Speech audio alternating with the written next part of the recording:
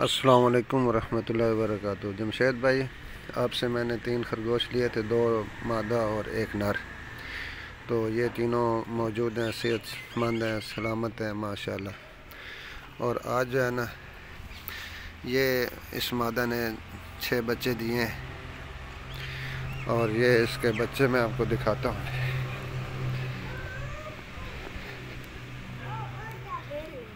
अरे पीछे, ये इसके बच्चे हैं जी 6। दुआ करें अल्लाह ताला इनको सेहतमंद रखे और अल्लाह ताला हमें इस कारोबार से कुछ नफ़ा दे। आपकी दुआ की ज़रूरत है। बहुत मेहरबानी, शुक्रिया कि आपने हमें याद रखा हुआ है। मैं तो समझा कि आप हमें भूल गए हैं। डरते हुए इसलिए आपको मैसेज वगैरह नहीं करते कि आपने कहा हुआ है कि जिसने भी फालतू मैसेज किया उसको हम ब्लॉक कर देंगे। तो आपके ब्लॉक करने का डर भी था, इसलिए आपसे कोई राब्ता नहीं रखा।